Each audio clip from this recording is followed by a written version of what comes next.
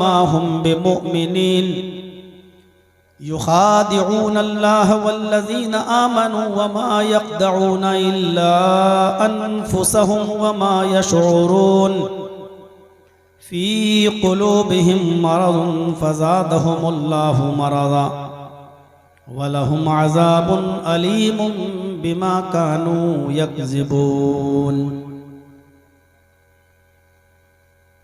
One अबी हुरैरह रज़ियल्लाहु तआला अन्हु क़ाल क़ाल रसूलुल्लाहि सल्लल्लाहु अलैहि वसल्लम आयतुल मुनाफ़िक़ि सलास इज़ा हद्दस कज़ब व इज़ा वअदा अख़लफ़ व इज़ा अतुमिना ख़ान। रवाहुल बुख़ारी। रब्बिश्रह ली सदरी व यस्सिर ली अमरी वहलुल उक़्दतम मिन लिसानी यफ़क़हू क़ौली। काबिले सद एहतराम सदर जलसा, स्टेज पर बैठे हुए दीगर मुअज़्ज़ज़ उलमा व अहबाब, मुअज़्ज़ज़ सामीईन और सामिआत, नौजवानों और बच्चों,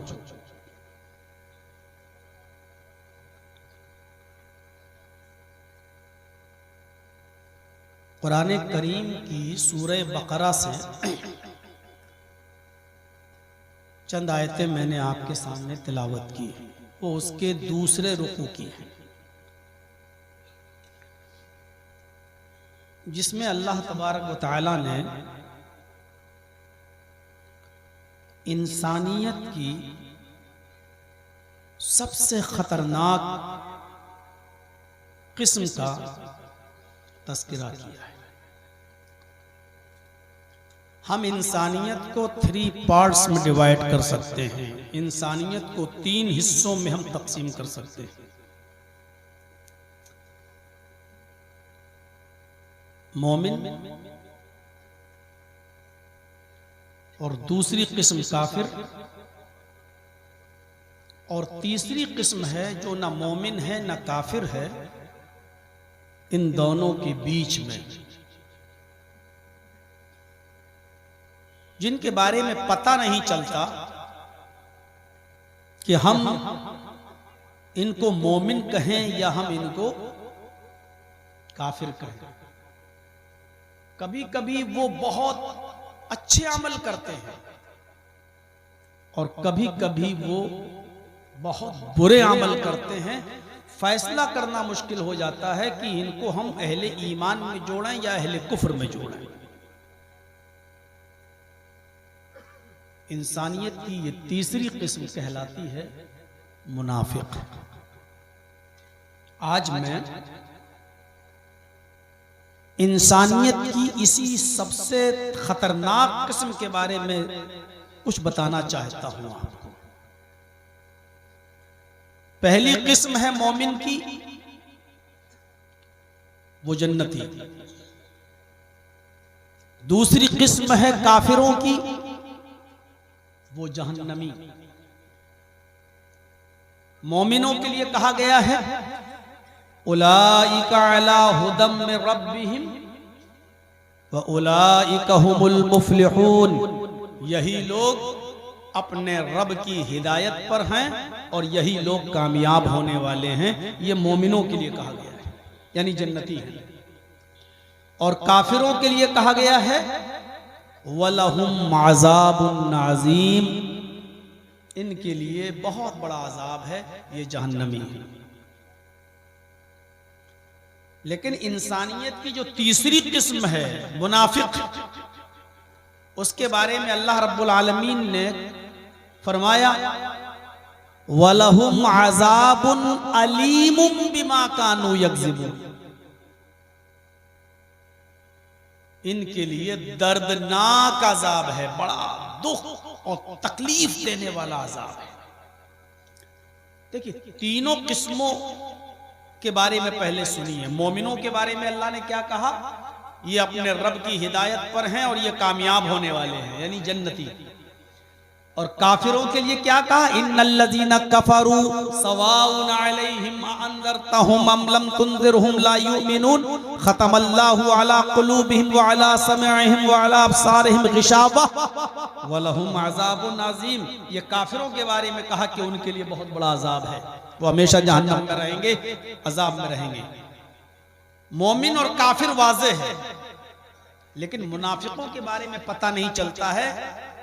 वो हमारे साथ उठेंगे, बैठेंगे, लेटेंगे, जागेंगे, खाएंगे, पिएंगे, शादी करेंगे, ब्याह करेंगे, मस्जिदों में भी आए, सब कुछ करेंगे, लेकिन वो मोमिन नहीं होंगे, वो मुनाफिक होंगे। उनके बारे में अल्लाह ने कहा इनके लिए बड़ा अजाब नहीं है, अजाबुन अलीम। फ़ईल के वजन पर मुबालगा इस्तेमाल किया। इनके लिए बड़ा दर्दनाक और बहुत तकलीफ देने वाला अजाब है, क्योंकि लोग इनसे धोखे में रहते हैं। इनको क्या समझे? व मिनन नासि मन यक़ूलु आमन्ना बिल्लाहि व बिल यौमिल आखिर व मा हुम बिमुमिनीन। कुछ लोग तुम्हें ऐसे मिलेंगे जो अपनी जबान से कहेंगे हम अल्लाह पर ईमान लाए। देखिए अल्लाह ने उनकी पहचान क्या बताई, वो अपनी जबानों से कहेंगे हम अल्लाह पर ईमान लाए। वो कहेंगे हम अल्लाह को मानते हैं, हम रसूल को मानते हैं, हम तकदीर को मानते हैं, हम जन्नत को मानते हैं, हम जहन्नम को मानते हैं, हम फरिश्तों को मानते हैं। इकरार करेंगे। मन यक़ूलु आमन्ना बिल्लाहि व बिल यौमिल आखिर, और वो कहेंगे हम कयामत के दिन पर भी ईमान रखते हैं। लेकिन अल्लाह ने फरमाया वमा हुम बिमुमिनीन, धोखे में मत आना, वो मोमिन नहीं होंगे। समझ रहे हैं ना? सिर्फ जबान से कहेंगे हम मोमिन हैं,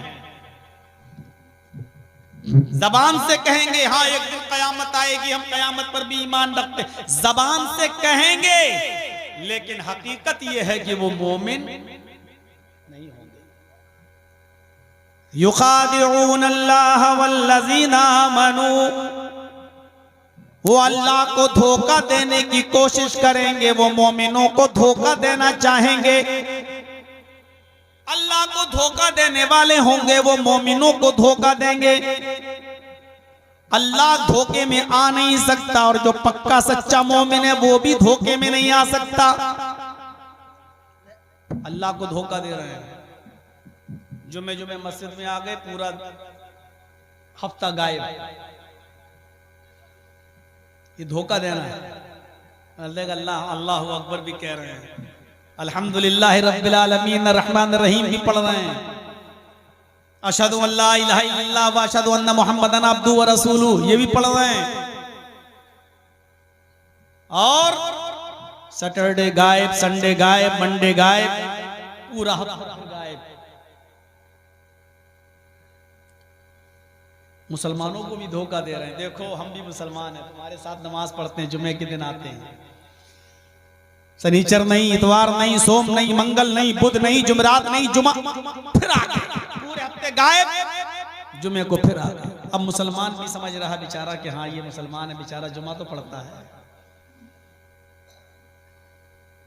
तो अल्लाह क्या कह रहा है कि अल्लाह को धोखा देने की कोशिश कर रहे हैं और मुसलमानों को भी धोखा देना चाहते हैं। हालांकि अल्लाह धोखे में आने वाला नहीं है, और जो पक्का सच्चा मुसलमान होगा वो भी धोखे में नहीं आएगा। ये हमारे बगल में अमीन साहब बैठे हैं, मान लो 5 वक्त के नमाजी हैं और तहज्जुद की नमाज भी पाबंदी से पढ़ते हैं। अब इनके बगल में मैं खड़ा हो गया, मैं हफ्ते में 1 दिन नमाज पढ़ता हूं, जुमे के दिन, अल्लाह अकबर। अब ये सोच रहे हैं या अल्लाह मैं पूरे हफ्ते नमाज पढ़ता हूं, फजर भी नहीं छूटती, तहज्जुद भी नहीं छूटती, तब मैं अपने आप को मुसलमान समझता हूं, और जर्जी साहब तो सिर्फ जुमे जुमे नमाज पढ़ रहे हैं, ये भी मुसलमान हैं। तो क्या एक दिन हफ्ते में मस्जिद में आने वाला भी मुसलमान है? अगर एक दिन भी मस्जिद में आने के बाद अगर हमारा इस्लाम बाकी है, हमारा ईमान बाकी है, तो हमें सर्दियों में फजर की नमाज रोजाना पढ़ने की क्या जरूरत? हमें रात में उठकर तहज्जुद की नमाज पढ़ने की क्या जरूरत? जब हमारा ईमान बाकी है, हफ्ते में एक वक्त की नमाज पढ़ने से, सिर्फ जुमे मस्जिद में नमाज पढ़ने से भी जब हम मुसलमान हैं, तो पूरा हफ्ता हमें नमाज पढ़ने की जरूरत क्या है? अब ये सोच रहे हैं। फिर अचानक कहते हैं नहीं नहीं साहब, मैं धोखे में नहीं आऊंगा। जर्जी साहब, आप अपनी कब्र में जाओगे, मैं अपनी कब्र में जाऊंगा। तुम अल्लाह के सामने अपना हिसाब दोगे, मैं अपना हिसाब दूंगा। तुम मस्जिद में एक दिन आते हो, तुम जानो, तुम्हारा काम जाने, लेकिन मैं कभी नमाज नहीं छोड़ूंगा। तो जो पक्का सच्चा मोमिन होगा वो कभी धोखे में नहीं आएगा। तो अल्लाह ने यही कहा। ये अल्लाह को धोखा देने की कोशिश कर रहे हैं, ये मोमिनों को धोखा देना चाहते हैं। नहीं, वमा यख्दऊना इल्ला अनफुसहुम, ये अपने आप को धोखा दे रहे हैं, ये अपने आप को धोखा दे रहे हैं। सोच रहे हैं कि अल्लाह हमें मुसलमान समझ रहा है, ये मुसलमान ये हमें मुसलमान समझ रहे हैं, ये अपने आप को धोखे में डाले हुए हैं।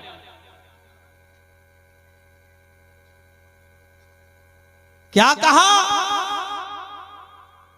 युखादिऊन अल्लाह वल्लज़ीना आमनू वमा यख्दऊना इल्ला अनफुसहुम वमा यशऊरून फी कुलूबिहिम मरज़ुन फज़ादहुमुल्लाहु मरज़ा, इनके दिलों में शक की बीमारी है, शक में पड़े हैं, पता नहीं जन्नत है भी या नहीं, जहन्नम है भी या नहीं।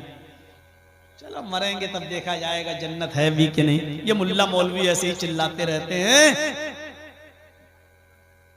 इतना भीड़ तो है नहीं आप लोगों की जो शोर कर रहे हैं। भाई थोड़ा सा बैठ जाइए, पीछे वालों को दिक्कत ना हो।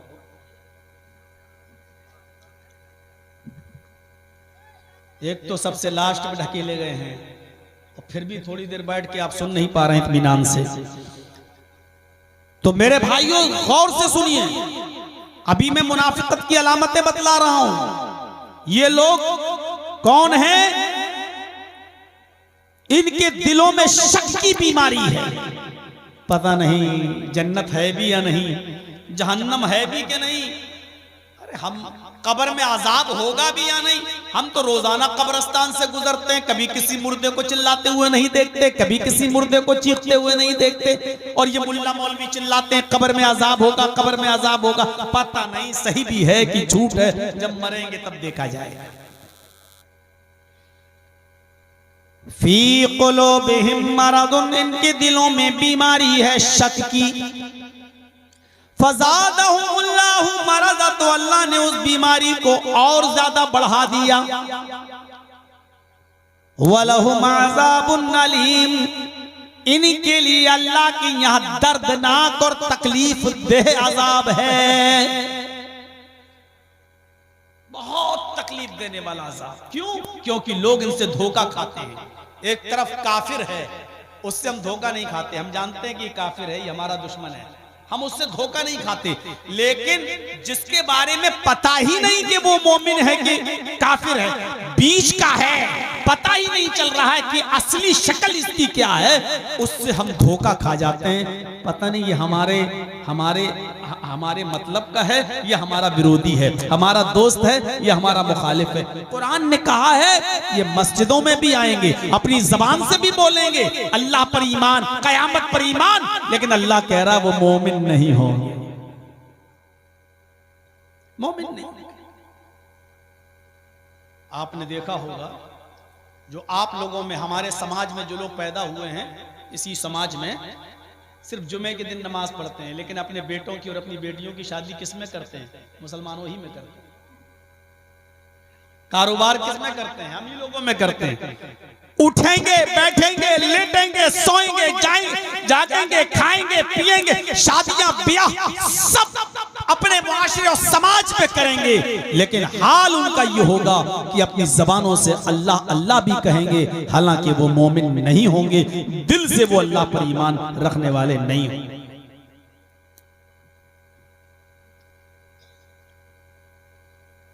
जानते हो इनकी एक पहचान अल्लाह ने क्या बताई? ये पहचान अगर किसी मुसलमान के अंदर है, हमारे और आपके अंदर, तो समझ लो कि मुनाफिकत है हमारे।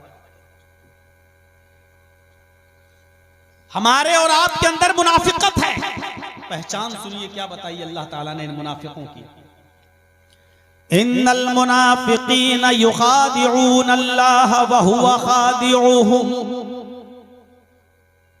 मुनाफिक अल्लाह को धोखा देना चाहता है, हालांकि वो अपने आप को धोखा देता है। अब पहचान देखिए, वइज़ा कामू इलस्सलाति कामू कुसाला। जब नमाज पढ़ने के लिए खड़ा होता है तो वो बहुत सुस्ती और बददिली के साथ नमाज पढ़ता है। पता ये चला जो मुनाफिक होंगे वो नमाज भी पढ़ेंगे। और अल्लाह ने मुनाफिक की पहचान क्या बताई? जब वो नमाज पढ़ने के लिए खड़ा होता है तो बददिली के साथ। मसलन इधर अजान की आवाज आई, अल्लाहु अकबर अल्लाहु अकबर। उठा, फिर लेट गया, फिर थोड़ी देर के बाद उठा, जल्दी से उठा, सुस्ती के साथ वुजू बना रहा, कुल्ला कर रहा। अब बहुत मरे हुए दिल से थोड़ा सा और लेट हो जाता है मुअज्जिन, और 15 मिनट सो लेता तो अच्छा होता। और अब मस्जिद में जा रहा है, 2 रकात निकल गई, 3 निकल गई। ये बददिली के साथ नमाज तो पढ़ रहा है लेकिन बददिली के साथ। जो नमाज नहीं पढ़ रहा है उसकी बात तो मैं कर ही नहीं रहा हूं। वो अपने अंजाम के बारे में खुद सोचें कि उनका अंजाम क्या होगा। मैं उनकी बात कर रहा हूं जो नमाज पढ़ते हैं लेकिन बददिली के साथ। या इधर अजान की आवाज आ रही है, अल्लाहु अकबर अल्लाहु अकबर, इधर मैच देख रहे हैं, ये थोड़ा सा रुक जाओ यार, अरे 2-3 ओवर और रह गया, इसके बाद जाएंगे। अब मैच पूरा देख लिया, अब हम जा रहे हैं नमाज पढ़ने के लिए। जब तक वुजू बना के मस्जिद में पहुंची जमात निकल गई। ये है बददिली के साथ नमाज पढ़ने वाला, ये मुनाफिकत है, मुनाफिकत। हमारी दुकान है कपड़े की, एक मिसाल दे रहा हूं, अजान की आवाज आई, 2-3 कस्टमर बैठे हुए हैं। अब हम अच्छा चलो भाई जल्दी करो, अजान हो गई, हम नमाज पढ़ने जा रहे हैं। अब कपड़ा दिखाने में लग गए, दूसरे को भी कपड़ा दिखा रहे हैं। अच्छा ठीक है, इन दोनों कस्टमरों को पहले निपटा दूं, उसके बाद जाता हूं नमाज पढ़ने। अब दोनों कस्टमरों को कपड़ा खरीद देने में, बताने में इतनी देर लगा दी कि मस्जिद में पहुंचा, जमात निकल गई। ये है बददिली के साथ नमाज पढ़ना, और ये मुनाफिकत है, मुनाफिकत। ये आदमी न मोमिन है न काफिर है, बीच वाला है। हम धोखे में पड़ जाते हैं ऐसे लोगों से। हाँ ये भी मुसलमान है भाई, नमाज पढ़ रहा, देर से सही लेकिन आ तो रहा है मस्जिद में। इन्नल मुनाफिकीन युखादिऊन अल्लाह व हुवा खादिऊहुम। मुनाफिक अल्लाह को धोखा देना चाहता, हालांकि वो अपने आप को धोखा दे रहा है। वइज़ा कामू इलस्सलाति कामू कुसाला। जब वो नमाज पढ़ने के लिए खड़ा होता है तो बहुत ही सुस्ती के साथ, बददिली के साथ नमाज पढ़ता है। और जब नमाज पढ़ता है तो युराऊन अन्नास, लोगों को दिखाने के लिए नमाज पढ़ता है। अब जुमे के दिन मस्जिद में नमाज पढ़ने गया तो इसलिए गया कि मोहल्ले वाले कहेंगे देखो जुमे तक की नमाज नहीं पढ़ता है। एक जुमा पढ़ा, पूरे हफ्ते नहीं आया, जुमे के दिन आया, वो भी ये सोचकर अगर हम जुमे की भी नमाज नहीं पढ़ेंगे तो लोग क्या कहेंगे, देखो यार वो जुमे तक की नमाज नहीं पढ़ता। जर्जी साहब ने अजान सुनी, मस्जिद में चले गए नमाज पढ़ने के लिए। क्यों गए? इतने बड़े मौलाना, लोग कहेंगे देखो अजान सुनकर भी मस्जिद में नमाज पढ़ने नहीं जा रहा, इसलिए जर्जी साहब मस्जिद में नमाज पढ़ने चले गए। एक हाजी साहब ने जल्दी से दुकान बंद की, अजान की आवाज सुनी, मस्जिद में चले गए। क्यों? लोग कहेंगे देखो हज करके आया है, इतनी लंबी दाढ़ी रख लिया फिर भी नमाज नहीं पढ़ रहा। नमाज पढ़ते हैं लेकिन लोगों को दिखाने के लिए। ये कौन है? मोमिन नहीं है। ये कौन है? मुनाफिक है। जरा सोचिएगा कहीं ऐसा तो नहीं जर्जी साहब जो बातें बोल रहे हैं वो हमारे ऊपर ही पूरी उतर रही हो। हर आदमी सोचे, मैं किसी एक पर नहीं ढल रहा हूं, इसमें हम मौलवी भी शामिल हैं, इसमें हम उलमा भी शामिल हैं। मौलवी कोई फरिश्ते नहीं होते हैं, दूध के धुले नहीं होते हैं, वो भी इंसान होते हैं। गौर से सुनिए, इनकी पहचान यह है कि जब भी नमाज पढ़ने खड़े होते हैं तो बददिली के साथ, सुस्ती और काहिली के साथ नमाज पढ़ते हैं और लोगों को दिखाने के लिए नमाज पढ़ते हैं। ये है। और जानते हो पहचान इनकी, अल्लाह के नबी सल्लल्लाहु अलैहि वसल्लम ने फरमाया कि मुनाफिकों के ऊपर ईशा की नमाज और फजर की नमाज बोझल होती है, भारी होती है, सकील होती है। वो ईशा की नमाज में सुस्ती करते हैं और फजर की नमाज में सुस्ती करते हैं। जो आदमी फजर की नमाज देर से पढ़े और रोजाना देर से पढ़े, समझ लो कि वो आदमी के अंदर मुनाफिकत है, ईमान नहीं, निफाक उसके अंदर दाखिल हो गया। जो पढ़ता ही नहीं उसके बारे में मैं बोल ही नहीं रहा हूं। आज मुझे माफ कर दें वो लोग जो बिल्कुल नमाज नहीं पढ़ते, मैं उनके बारे में, वो अपने खुद सोच लें। जब नमाज पढ़ने वालों के बारे में यह बयान हो रहा है तो जो पढ़ते ही नहीं है उनका हाल क्या होगा, वो अपने बारे में थोड़ा सोच लें। जो ईशा की और फजर की नमाज में सुस्ती करते हैं। अब एक वाकया मैं आपके सामने सुनाने जा रहा हूं। बेटा बैठ जाओ ना, ऐसा जुमला बोलूंगा फिर शर्म की वजह से उठ ही नहीं पाओगे, फिर यहीं पेशाब करोगे। ये अच्छी बात नहीं है बीच बीच से उठना। जब आपको ज्यादा पेशाब आता है तो पहले ही पीछे बैठना चाहिए। अभी कोई ऑर्केस्ट्रा आ जाए नाचने वाली तो पेशाब भी रुक जाएगा, लैट्रिन भी रुक जाएगी। दुनिया में सबसे अच्छी आवाज कुरान की आवाज है, उसको सुनते वक्त ये क्या हो जाता है। मेरे भाइयों सुनिए, हजरत उमर फारूक रजी अल्लाह तआला अन्हु के जमाने में, उमर फारूक रजी अल्लाह तआला अन्हु जब गश्त करते थे तो कभी इस शहर, कभी उस शहर, कभी उस शहर, कभी उस शहर। एक मर्तबा जब किसी दूसरे शहर में पहुंचे मदीना के अलावा, तो वहां फजर की नमाज जब पढ़ने के लिए गए तो सब लोग आ गए मस्जिद में। हजरत उमर फारूक ने नमाज पढ़ाई और नमाज पढ़ाने के बाद जब सलाम फेरा और चेहरा जब नमाजियों की तरफ किया, चेहरा जब मुक्तदियों की तरफ किया, तो क्या देखते हैं, एक आदमी की एक रकात छूट गई। होता ही है, यहां तो जोहर में भी छूटती है, असर में भी छूटती है, मगरिब में भी छूटती है, और फजर में, वो फजर में छूटी थी। भाई इंसान है, पेशाब पायखाने में देर लग सकती है, कभी आंख भी लग सकती है देर से भी। उस जमाने में मोबाइल का जमाना नहीं था, अलार्म का जमाना नहीं था, घड़ियां नहीं थी कि अलार्म लगा के सो जाओ, इसलिए कभी देर से भी आंख खुल सकती। सुनिए मेरे साथियों, हजरत उमर फारूक ने देखा कि एक आदमी खड़े होकर नमाज पढ़ रहा है। अब वो देखने लगे ऐसे, ये एक रकात पढ़ रहा है कि दो रकात पढ़ रहा है। तो उसने एक रकात पढ़ के सलाम फेर दिया। क्यों? क्योंकि उसने एक रकात हजरत उमर के साथ पढ़ ली थी, एक रकात छूट गई थी, बाद में पूरी कर ली। जब हजरत उमर बाहर निकले नमाज पढ़ाने के बाद, तो अपनी जो खुफिया पुलिस होती है, जिसको हम सीआईडी बोलते हैं, सीआईडी, हजरत उमर ने सीआईडी वाले को बुलाया जो खुफिया पता लगाता है, चोरी जासूसी करता है।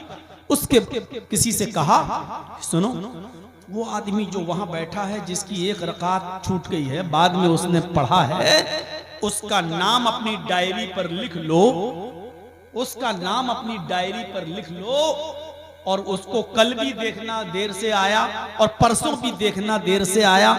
अगर ये आज तो देर से आया है, आज मैं कुछ नहीं बोलूंगा, अगर ये कल भी देर से आएगा और परसों भी देर से आएगा, अगर ये 3 दिन तक मस्जिद में देर से आएगा फजर की नमाज पढ़ने के लिए, तो मैं इसको सख्त सजा दूंगा।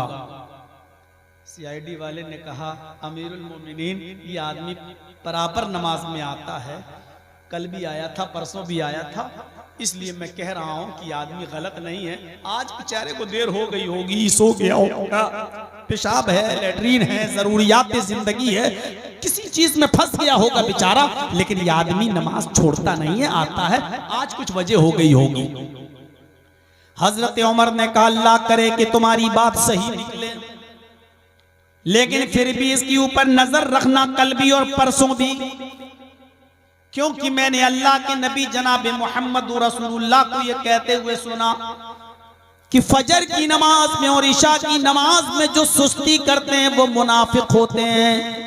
मोमिन आदमी, मुसलमान आदमी कभी भी फजर में और इशा में सुस्ती नहीं करेगा। अगर इस आदमी के अंदर अल्लाह ने मुनाफिकत पैदा कर दी होगी तो ये कल भी देर से आएगा और परसों भी देर से आएगा। अगर ये 3 दिन मस्जिद में देर से आया, फजर की नमाज में ताखीर से आया, लेट करके आया, तो मैं इसको सख्त सजा दूंगा। अब अंदाजा लगाइएगा, हम और आप मोमिन कहलाने के लायक हैं।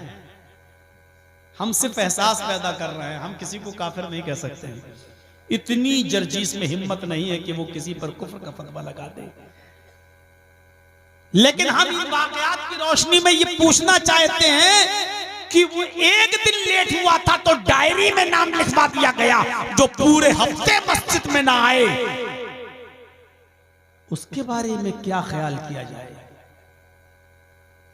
और बहुत से लोग तो जुमा तक नहीं पढ़ते हैं, उनके बारे में क्या तसव्वुर किया।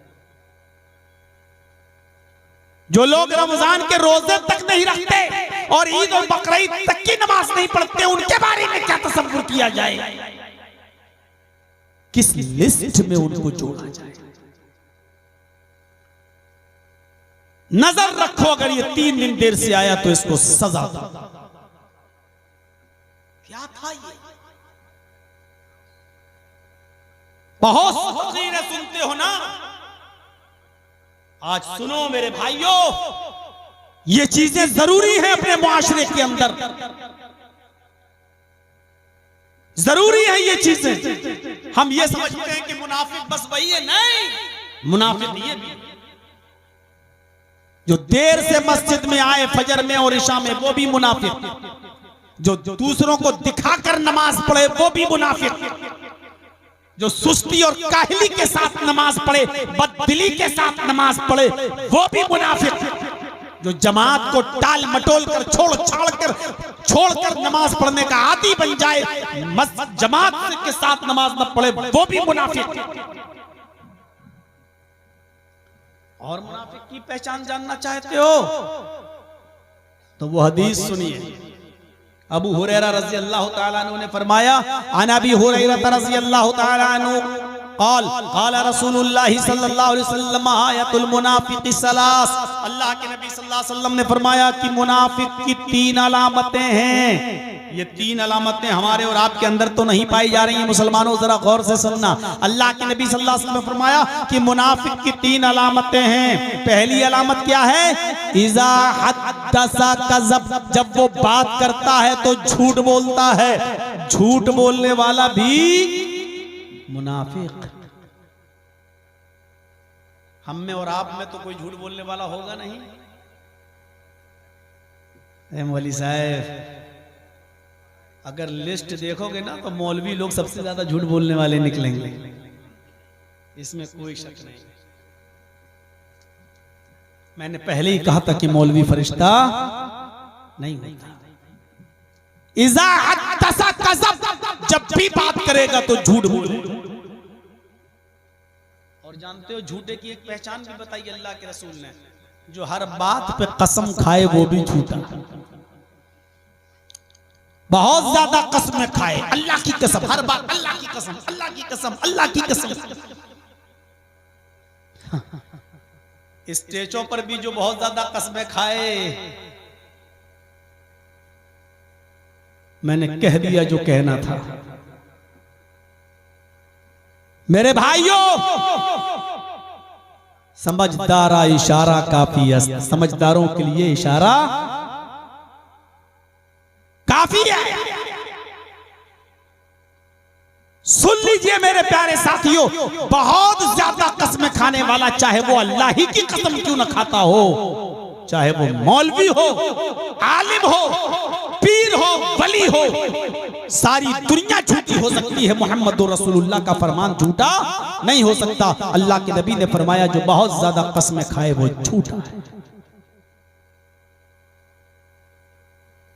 अरे हो गई एक आध बार कसम पूरे दिन में, हर बात पे कसम, हर बात पे कसम। दुकान खोले बैठे जर्जी साहब, मोबाइल की दुकान, अटैची की दुकान, कपड़े की दुकान। अल्लाह की कसम भाई इसमें मार्जिन बहुत कम है, कुछ नहीं बच रहा है, 7-10 रुपए बच रहे हैं, सिर्फ हम 10 रुपए भी नहीं कमाए अपने बीवी। अरे अल्लाह की कसम भाई कपड़ा बहुत अच्छा। अरे अल्लाह की कसम अपनी औलाद की कसम खा के कह रहे हैं कि बिल्कुल जो बहुत ज्यादा कस्में खा खा कर बात करे, कपड़ा उससे बिल्कुल मत खरीदिए, समझ लीजिए कि वो झूठा है।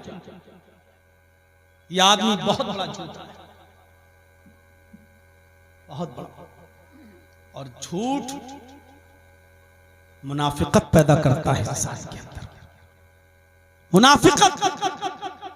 अल्लाह के नबी जनाबी मोहम्मद रसूलुल्लाह सल्लल्लाहु अलैहि वसल्लम के पास एक शख्स आता है, सुनन दारमी की रिवायत है, सुनते जाइएगा मेरे भाइयों, बड़ी मुबारक हदीस सुनाने जा रहा हूं। वो आदमी आया और आने के बाद कहता है कि मैं नया नया मुसलमान हूं अल्लाह के रसूल। आपने कहा मुबारक हो इस्लाम तुम्हें। उसने कहा आमीन। अय अल्लाह के रसूल मेरे अंदर 4 बुराइयां पाई जाती हैं, इन बुराइयों में से एक बुराई छोड़ सकता हूं आपके कहने के मुताबिक। 4 बुराइयां पाई जाती हैं मेरे अंदर, लेकिन एक बुराई छोड़ सकता हूं बस। अगर आप हमसे कहेंगे कि मौलाना जर्जी साहब मेरे अंदर इतनी बुराइयां हैं, मैं एक छोड़ूं तो मैं कहूंगा भाग, छोड़ना हो तो सब छोड़। एक छोड़ देगा बकिया सब करेगा, ऐसे छोड़ने से क्या फायदा। कोई कहे कि मैं चोरी भी करता हूं, मैं ये भी करता हूं, मैं ये भी करता हूं, मैं ये भी करता हूं, आप बताइए एक छोड़ दूं तो मैं क्या कहूंगा, बे पागल है क्या, एक छोड़ के क्या फरिश्ता बनना चाहता है तू। लेकिन अल्लाह के रसूल की हिकमत देखिए, दानाई देखिए, होशियारी देखिए, सलाहियत देखिए, काबिलियत देखिए। उसने कहा मैं नया मुसलमान हूं और मेरे अंदर 4 बुराई पाई जाती है, लेकिन आप कहेंगे तो एक छोड़ दूंगा, चारों नहीं छोड़ सकता, एक छोड़ दूंगा। आपने कहा अच्छा ये बताओ कि क्या बुराई पाई जाती है, बुराइयां तो बताओ पहले क्या है। उसने कहा अल्लाह के रसूल मैं शराब पीता हूं। सबसे पहले बुराई क्या बताई, शराब। आपने कहा अच्छा दूसरा गुनाह। उसने कहा अल्लाह के रसूल मैं जिना भी करता हूं। जिना आपके इलाके में तो होता नहीं होगा। अरे क्या बात कर रहे हो मौलाना साहब, यहां तो 5-5 बच्चों की अम्मा दूसरों के साथ भाग जाती है बच्चों को छोड़ के। क्या बात कर रहे हैं आप। हमारी सोसाइटी में जिना बहुत आम हो गया है और लोग अब इसको जिना समझते कहां, अब तो इसको शाही शौक समझने लगे, ये बादशाहों वाला शौक समझने लगे हैं। जैसे कभी नवाबों वाली जिंदगी थी ना, लोग कहते थे कि 300-300 महारानियां रखते थे, ये शौक हो गया है आज के जमाने में।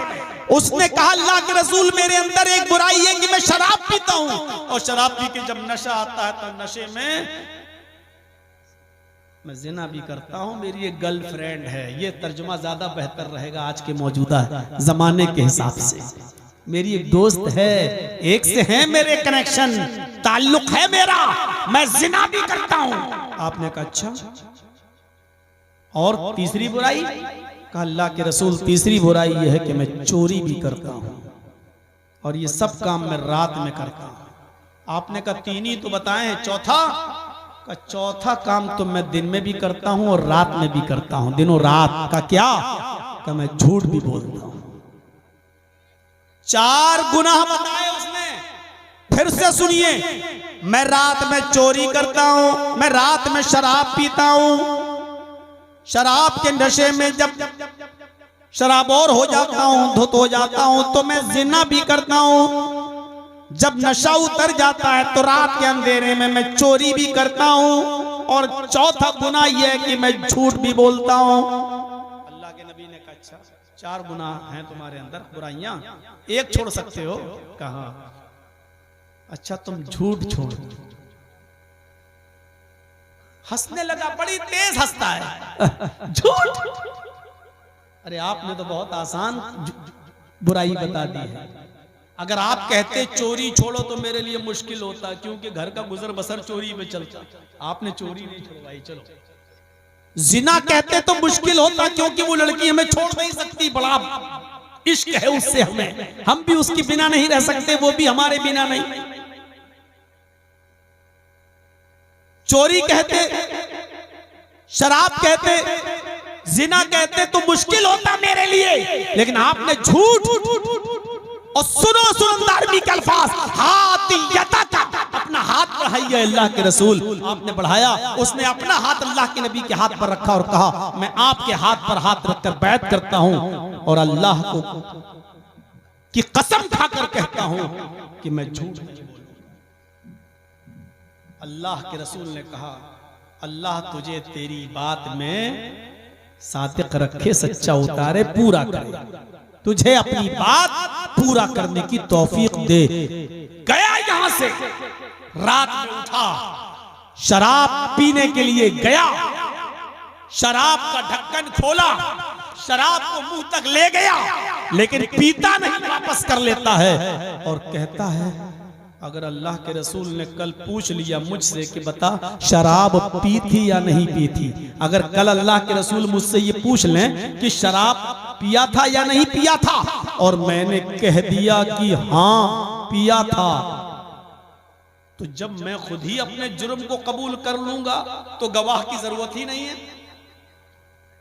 जब मैं खुद ही जुर्म कबूल कर लूंगा तो 40 कोड़े मारे जाएंगे मेरे, फिर तो किसी गवाह की जरूरत ही नहीं। अगर मैंने कह दिया कि हाँ मैंने शराब पी थी तो मुझे 40 कोड़े मारे जाएंगे, और अगर मैंने कह दिया कि शराब नहीं पी तो ये झूठ हो जाएगा। और मैंने अल्लाह का रसूल का हाथ छूकर अल्लाह की कसम खाकर कहा था कि मैं झूठ नहीं बोलूंगा। झूठ तो बोल नहीं सकता और 40 कोड़े में खा नहीं सकता। अरे छोड़ो यार, शराब नहीं पीऊंगा, शराबी छोड़ दिया। फिर जिना करने के लिए गया। अल्लामा हेस्मी ने मजमऊज ज़वाइद के अंदर नकल किया कि दोनों कपड़े उतार भी चुके, यानी जिना करने के लिए तैयार भी हो चुके। इसने सोच लिया कि अगर मैंने जिना किया और कहीं अल्लाह के रसूल ने अगर कल सुबह पूछ लिया कि बता तूने जिना किया था या नहीं किया था, मैंने कह दिया हाँ किया था, तो 100 कोड़े मारे जाएंगे, 100 कोड़े। और अगर कह दिया कि नहीं तो ये झूठ हो जाएगा। ए लड़की हट, 100 कोड़े कौन खाएगा। और मैं झूठ भी नहीं बोल सकता क्योंकि मैंने अल्लाह के रसूल के हाथ को छूकर अल्लाह की कसम खाई है कि मैं झूठ नहीं बोलूंगा। कसम का कितना लिहाज रखते थे और अपने हाथ को रसूल के हाथ से मिला चुके, इसलिए रसूलुल्लाह से किए हुए वादे की तौहीन भी नहीं कर रहे हैं। जिना भी चोरी के इरादे से चोरी करने गया, चोरी कर भी लिया, बहुत सा सामान चुरा भी लिया, घर से वापस आना चाहता है। सोचने लगा कर अल्लाह के रसूल ने अगर सवाल कर लिया कि बता चोरी की थी या नहीं की थी, और मैंने कहा कि हाँ की थी, तो मेरा हाथ काटा जाएगा, और अगर मैंने कह दिया नहीं तो ये झूठ हो जाएगा। और मैं अल्लाह के रसूल से वादा करके आया कि मैं झूठ नहीं बोलूंगा। उसने चोरी किया हुआ सामान भी वापस कर दिया, अपनी जगह रख दिया, और सुबह होकर फजर की नमाज में आया। अल्लाह के नबी सल्लल्लाहु अलैहि वसल्लम ने जब नमाज पढ़ाकर सलाम फेरा तो आपने उस नौजवान को देखा, इधर आओ, बुलाया, क्या हुआ, आज शराब नहीं पिए, चोरी नहीं किए, जिना नहीं किए। कहने लगा अल्लाह के रसूल कल जब आपने मुझसे कहा था झूठ छोड़ दो तो मैं समझा था कि आपने कोई बड़ी चीज हमसे नहीं छुड़वाई है, बहुत आसान चीज छुड़वाई है, लेकिन झूठ को छोड़ने की वजह से मेरी और जो 3 गुनाह थे वो भी छूट गए। तो अल्लाह के नबी ने जो जुमले कहे वो ये कि मैं जानता था कि झूठ तमाम गुनाहों की जड़ है। आज हम कारोबार में झूठ बोलते हैं, बिजनेस में हमारा झूठ, नौकरी में हमारा झूठ, बच्चों से हम झूठ, बीवी से हम झूठ। झूठ ना बोले तो हमारा खाना हजम नहीं होता। मेरे भाइयों, जिना की सजा ये बताई गई है कि 100 कोड़े, वो भी किसके लिए, गैर शादीशुदा के लिए। लेकिन शादीशुदा के लिए 100 कोड़े नहीं है। अगर कोई शादीशुदा शख्स जिना करता है तो उसकी सजा यह है कि अगर मर्द है शादीशुदा तो उसको पत्थरों से मारा जाएगा और दौड़ा दौड़ा के मारा जाएगा, और अगर औरत है शादीशुदा तो उसको जमीन में सीने के बराबर गाड़कर उसके सरों पर पत्थर उस वक्त तक मारा जाएगा जब तक कि वो मर न जाए, उसकी रूह न निकल जाए। ये है शादीशुदा जिनाकारों की सजा। हमारे मुआशरे में ये पनप रहा है, बड़े जोरों शोर के साथ जिनाकारी और अय्यारी और मक्कारी हो रही है। मेरे भाइयों, अगर इस पर कदगन न लगाई गई, इस पर रोक न लगाई गई, तो ये मुआशरा बहुत तेजी के साथ बर्बादी की तरफ चला जाएगा। मेरे भाइयों, डरो अल्लाह की तरफ से, कहीं पत्थरों की बारिश न हो जाए, कहीं हम हलाको बर्बाद न कर दिए जाएं। जिस बस्ती में जिनाकारी आम हो जाती है, अल्लाह की रहमत उस बस्ती से रोक ली जाती है। हम अपनी बस्ती पर गौर करें। मदरसा बनाया, कमेटी है ना, एक और कमेटी बनाओ जो नजर रखे। लड़की पढ़ने जा रही है तो किसके साथ जाती है, किसके साथ आती है, कितने बजे जाती है, स्कूल की छुट्टी कितने बजे हो रही है, किस स्कूल में पढ़ रही है। मां बहन बेटियों की इज्जत के खातिर आपको यह कमेटी बनाना पड़ेगी। कुरान कहता है तुम में जो गैर शादीशुदा हैं उनकी शादियां करा दो। वअनकिहुल अयामा मिनकुम, जो गैर शादीशुदा हैं तुम उनकी शादियां करा दो। पूरे गांव, बस्ती और समाज को कहा जा रहा है ये ढूंढो कि कौन गैर शादीशुदा है, बालिग हो चुका है और लड़का हो या लड़की, शादियां करा दो। ये पूरे समाज की जिम्मेदारी है। अरे फला की बेटी बड़ी हो गई है, सोचता ही नहीं है अपनी बेटी की शादी के लिए, तो तुम क्या कर रहे हो, क्यों नहीं कराते हो? यह जिम्मेदारी पूरे समाज की है। अगर किसी एक आदमी की बेटी जवान हो चुकी है तो पूरे गांव की जिम्मेदारी है कि जल्द से जल्द उसका निकाह करवाया जाए। कोई एक लड़का बालिग हो गया है तो पूरे गांव की जिम्मेदारी है कि उस लड़के की जल्द से जल्द शादी करा दो, क्योंकि जब तक वो बालिग लड़का और लड़की कुंवारे रहेंगे और शादी नहीं करेंगे तब तक आप और हमारी किसी की बहन, किसी की बेटी महफूज नहीं है। ये खुले सांड कभी भी हमारी बहन और बेटियों पर हमला कर सकते हैं। इन खुले हुए सांडों को रोको। इसी कुरान ने कहा कि वअनकिहुल अयामा मिनकुम, तुम में जो गैर शादीशुदा है उनका निकाह करवाओ। ये समाज की जिम्मेदारी है, ये सोसाइटी की जिम्मेदारी है। अल्फाज बहुत सख्त है मेरे, खुले हुए सांड। 25 साल की उम्र हो गई है लड़के की, 25 साल की उम्र हो रही लड़की की शादी नहीं हो रही साहब। आप सोच लो कि ये दोनों फितना है, ये समाज को कभी भी गंदा कर सकते हैं, कभी भी गंदा कर सकते हैं। और इसीलिए शादियों पर इतना ज्यादा उभारा है। अल्लाह के नबी जनाब मोहम्मद रसूलुल्लाह सल्लल्लाहु अलैहि वसल्लम ने इतना उभारा है, इतना उभारा है, फरमाया है कि आए लड़के वालों, अगर कोई लड़की तुम्हें दीनदार नजर आए तो तुम अपने लड़के का निकाह उस लड़की से कर दो। और आए लड़कियों वालों, अगर कोई दीनदार लड़का तुम्हें नजर आए, अगर कोई दीनदार लड़का तुम्हें नजर आए और उसकी दीनदारी तुम्हें खुश कर दे, उसका नमाज और रोजा तुम्हें पसंद आ जाए, फज़व्विजूहु, तो अपनी बेटी का निकाह उस लड़के के साथ कर दो। इल्ला तफ़अलूहु तकुन फितनतुन फिल अर्ज़, अगर तुम ऐसा नहीं करोगे, आए लड़कियों के माँ बाप, अगर दीनदार लड़का और नेक लड़के का पैगाम तुम्हारे घर से निकल गया, छूट गया और तुमने उसको मायूस जाने दिया, उसको अपनी बेटी के साथ शादी करने से मना कर दिया, तो इस जमीन में फितना फैलेगा और फसाद बर्पा हो जाएगा। तकुन फितनतुन फिल अर्ज़ि व फसादुन अरीज़, जमीन पर लंबा चौड़ा फितना देखोगे और लंबा चौड़ा फसाद बर्पा होगा। आज जिनाकारी के दरवाजे हमने खुद खोले हुए हैं, खुद खोले हुए आज हमने जिनाकारी के दरवाजे। लड़कियों के हाथों में मोबाइल हमने दे रखा है, खुली हुई इजाजत हमने दे रखी है, घर से निकलने की इजाजत खुले तौर पर हमने दे रखी है। और कितनी शर्म की बात है कि हमारी अपनी बीवी भी इस बात पर नाराज नहीं होती है कि मेरी छोटी बहन को यानी अपनी साली को मेरा शौहर मेले में ले जा रहा है, जलसों में ले जा रहा है, स्कूल छोड़ने के लिए ले जा रहा है।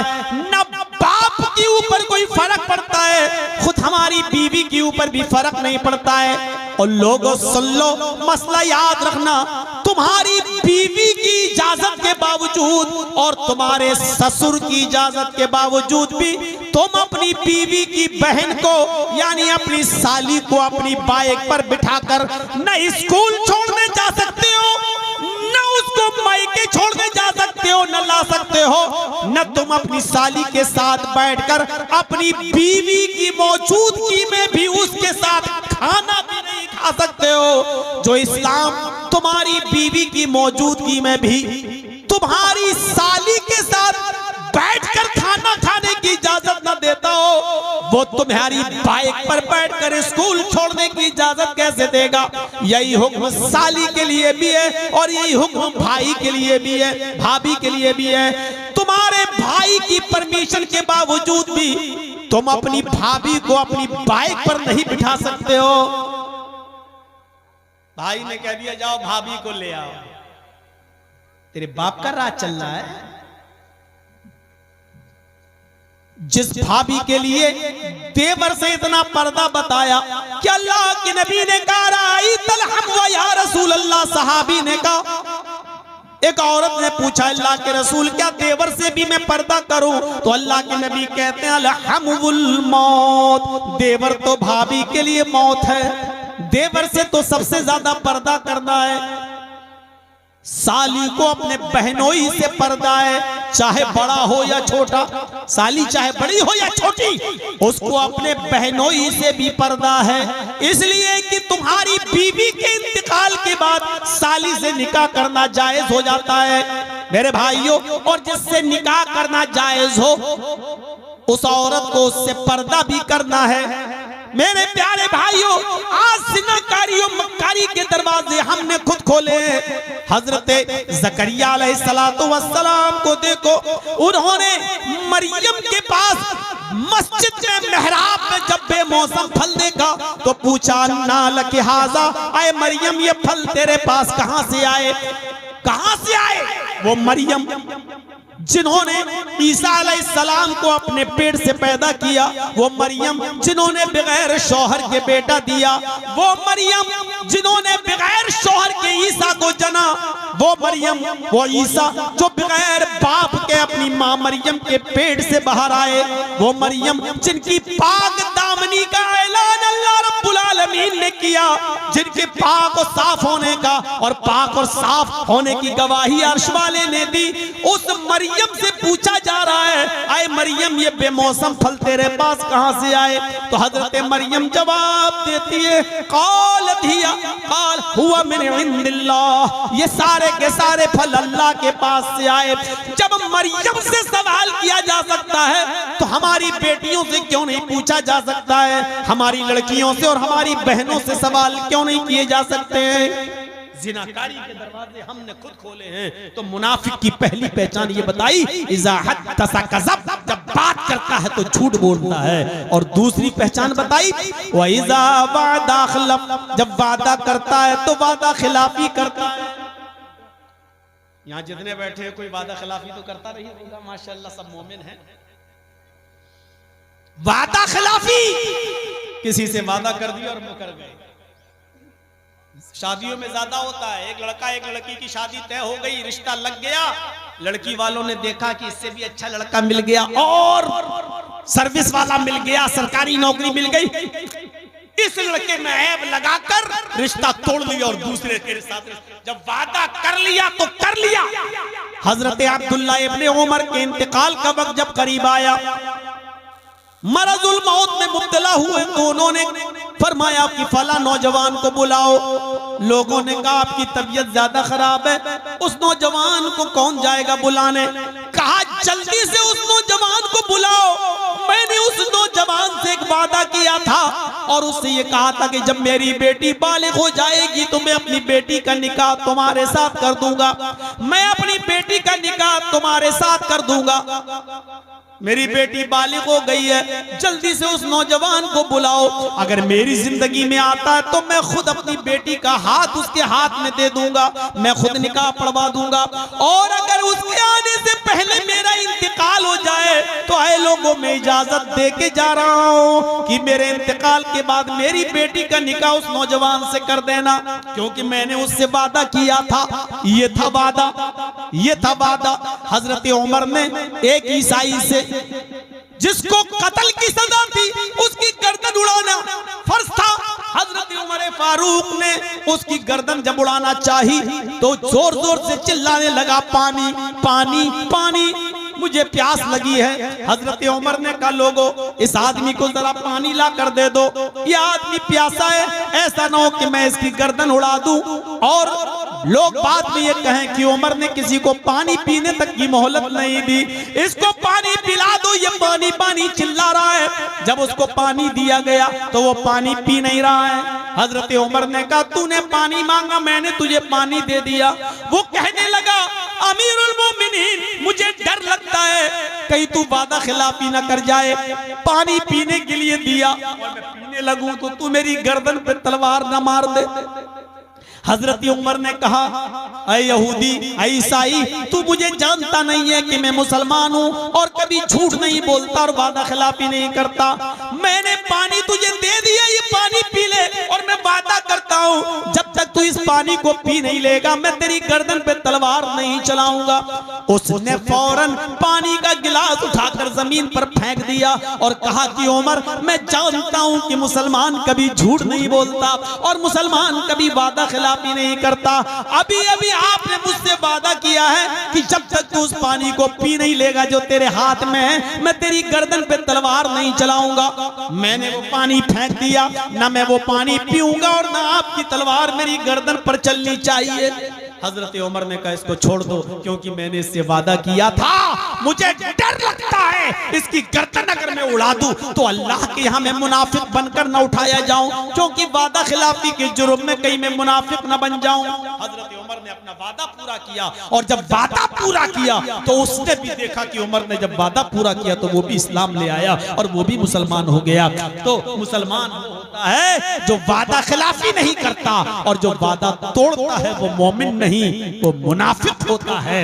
और तीसरी चीज बताई मुनाफिक की पहचान, वह इज़्ज़त बिना खाना, जब अमानत रखी जाती है तो खयानत करता है।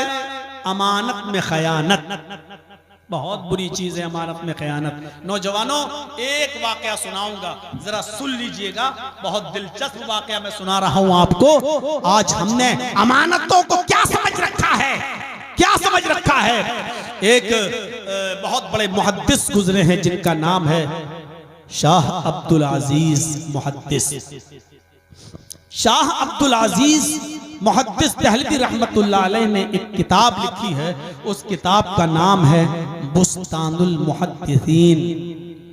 बुस्तानुल मुहद्दिसीन के अंदर एक वाकया नकल करते हैं शाह अब्दुल अजीज मुहद्दिस दहलवी रहमतुल्लाह अलैह, हजरत मुबारक का वाकया बयान करते हैं कि हजरत मुबारक बहुत गरीब थे और किसी की नौकरी ढूंढ रहे थे कि मुझे कुछ मिल जाए ताकि मैं अपने घर में अपने माँ बाप, बूढ़े माँ बाप की देख रेख कर सकूं। तो हजरत मुबारक नौकरी की तलाश में निकले तो एक रईस और अमीर आदमी उनको मिल गया और उसने कहा, क्या तुम मेरे बाग में, मेरे गार्डन में आम के जो दरख्त हैं उनकी देख रेख करोगे? पानी देना है और आम के दरख्तों की देखरेख करना है।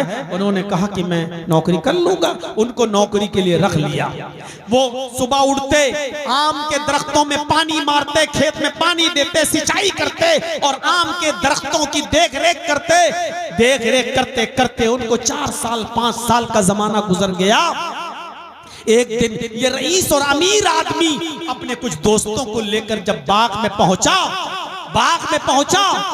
तो उसने मुबारक से कहा, अरे मुबारक जाओ जरा कुछ मीठे मीठे आम तोड़ के लाओ, हमारे दोस्त आए हुए हैं, इनको खिलाना चाहता हूँ। हजरत मुबारक जाते हैं और जाने के बाद कुछ आम तोड़ते हैं, एक तरफ से ये तोड़ के लाए, तो जब काटा गया तो कुछ आम मीठे निकले, कुछ आम खट्टे निकले, कुछ आम कसीले निकले। उस अमीर आदमी ने डांटते हुए कहा, मुबारक तुम्हें इतने साल हो गए काम करते हुए, तुम्हें पता नहीं कि कौन से आम मीठे कौन से खट्टे, तुम मेहमान के सामने मुझे जलील कर रहे हो। मैंने कहा मीठे मीठे आम लेकर आओ और तुम कच्चे पक्के खट्टे मीठे कसीले हर किस्म के आम उठा लाए। हजरत मुबारक ने जवाब दिया कि मेरे मालिक मेरे आका, अल्लाह की कसम मुझे कोई तजर्बा नहीं है कि कौन सा आम मीठा है, कौन सा खट्टा है, कौन सा कसीला है, मुझे नहीं मालूम। इतने साल हो गए। फरमाया इतने साल हो गए तो क्या हुआ, मैं इतने सालों से सिर्फ आपके आम के बाग की देख रेख करता हूँ, पानी देता हूँ और आम के बाग की रखवाली करता हूँ। मैंने इस 5 साल की जिंदगी में आपके बाग का एक भी आम खाकर नहीं देखा। मैं अपना खाना बनाता हूं और खाता हूं, आज तक मैंने कोई आम चखा नहीं। जब मैंने खाया नहीं तो मुझे कैसे मालूम कि कौन सा आम मीठा होता है और कौन सा खट्टा और कौन सा कसीला। सुनो नौजवानों, बस मैं अब आपसे थोड़ा सा इस इदारे के लिए ताबुन मांगता हूं, लेकिन इस वाक़े को सुन लीजिए पूरा। वो मुबारक की बात सुनकर उनका मालिक चौंक गया। 4 साल और 5 साल से आप काम कर रहे हैं और मेरे बाग का एक फल भी आपने खाकर नहीं देखा। कहा नहीं। वो वहां से जाता है और रात में अपनी बीवी से मशवरा करता है कि इतना अमीन और अमानतदार और ईमानदार आदमी मैंने अपनी जिंदगी में नहीं देखा। ऐसा क्यों ना हो कि हमारे पास एक खूबसूरत और जवान बेटी है, क्यों ना मैं अपनी बेटी का निकाह इस ईमानदार अमानतदार और शरीफ आदमी से कर दूं। बीवी भी तैयार हो गई। सुबह हुआ, हजरत मुबारक को बुलाया, उनसे मशवरा किया। हजरत मुबारक भी तैयार हो गए और शादी हो गई, निकाह हो गया। उस बाग के मालिक ने अपना बाग भी हजरत मुबारक को बतौर गिफ्ट दे दिया कि अब तुम खाओ पियो, मेरी यही एक बेटी है, मैंने अपनी बेटी को ये दिया है, लिहाजा तुम दोनों कमाओ और खाओ और जाओ। इस बाग का मालिक मैंने तुम्हें बना दिया है। हजरत मुबारक की शादी उस अमीर आदमी से की बेटी से हो जाती है। ये दोनों निकाह करने के बाद जब मुजामियत करते हैं, हम बिस्तर होते हैं, शादी के बाद जब दोनों की मुलाकात होती है तो जानते हो इन दोनों की मुबारक मुलाकात से अल्लाह ने जो बच्चा इनको दिया उस बच्चे का नाम पड़ा है अब्दुल्ला। यही अब्दुल्ला बड़े होकर अब्दुल्ला इब्ने मुबारक के नाम से मशहूर हुए, जो दुनिया के बड़े बड़े मुहद्दिसों में इनका नाम शुमार किया जाता है। दुनिया के बड़े मुहद्दिसीन में अब्दुल्ला इब्ने मुबारक का नाम भी लिखा जाता है, जोड़ा जाता है। मेरे भाइयों, जब हम हलाल लुक्मा खाया करते थे और हराम माल से बचा करते थे, तब हमारे घरों में मुहद्दिस पैदा हुआ करते थे, आलिम पैदा हुआ करते थे। और जब से हमारी औरतों ने, हमने और हमारी बीवियों ने माले हराम खाना शुरू किया, हराम लुक्मे खाना शुरू किए, तो आज टिकटॉक पर डांस करने वाली और इंस्टाग्राम पे नाचने वाली और कमर मटकाने वाली बेशरम और बेगैरत हिजड़े और तवाइफे पैदा हो रही हैं आज हमारे घरों में। आज ऐसी और नंगी लड़की आज हमारे घरों में पैदा हो रही हैं। ये है माले हराम के बुरे असरात और वो है हलाल रिज़्क़ के अच्छे असरात। अब्दुल्ला इब्ने मुबारक दुनिया के बड़े मुहद्दिसों में से एक मुहद्दिस बनते हैं, कहलाते हैं। इज़ा तुमिना खान, जब अमानत रखी जाए तो उसमें खयानत ना करे। तो इसलिए अमानतदार बनिए। अगर हम अमानतदार नहीं हैं तो हम मुनाफिक हैं, हम मोमिन नहीं हैं। ये 3 चीजें अपने जहन में रखिएगा। बात करे तो सच बोले, झूठ बोलता है तो वो मोमिन नहीं। वादा करे तो वादा पूरा करे, वादा खिलाफी न करे, वादा खिलाफी करने वाला मोमिन नहीं, मुनाफिक है। और जब अमानत रखी जाए तो अमानत में खयानत न करे। अमानत में जो खयानत करता है वो मुनाफिक है। मेरे भाइयों, इसी तरीके से इन्नल मुनाफिकीना युखादिऊन अल्लाह व हुवा खादिऊहुम व इज़ा कामू इला सलाति कामू कुसाला। मुनाफिक अल्लाह को धोखा देने की कोशिश करता है, हालांकि वो अपने आप को धोखा देता है। और जब नमाज पढ़ने खड़ा होता है तो बददिली के साथ खड़ा होता है और युराऊन अन्नास, लोगों को दिखाने के लिए नमाज पढ़ता है। तो अगर ये चीजें हमारे अंदर पाई जा रही हैं तो हम मोमिन नहीं है, मुनाफिक हैं। हम अल्लाह से दुआ करते हैं कि लाल आलमीन हमारे अंदर पक्का सच्चा ईमान पैदा फरमा दे, मुनाफिकत की अलामतों से हमें बचा ले और निफाक से हमें नजात अता फरमा और मुनाफिकत से हमें छुटकारा अता फरमा। हमें ऐ अल्लाह पक्का सच्चा मोमिन बना दे, पक्का सच्चा नमाजी बना दे, हमें सच बोलने वाला बना दे, हमें झूठ से बचने वाला बना दे, हमें अमानतों का पासो लिहाज रखने वाला बना दे, हमारी माँ बहनों को भी बापर्दा और बाहया बना दे। ऐ अल्लाह जिनाकारी से हमारे मुआशरे को, शराब नोशी से हमारे मुआशरे को पाक साफ कर दे। इलाहुल आलमीन जब तक तू हमें जिंदा रख, इस्लाम पे जिंदा रखना, और जब हमारा खात्मा हो तो ईमान पर हमारा खात्मा फरमाना। वमा अलैना इल्लल बलागुल मुबीन व आखिरु दावाना अनिल हम्दुलिल्लाहि रब्बिल आलमीन। सलामु अलैकुम व रहमतुल्लाहि व बरकातुहू। 10 मिनट के लिए मैं आपके पास स्टेज पर मौजूद हूँ।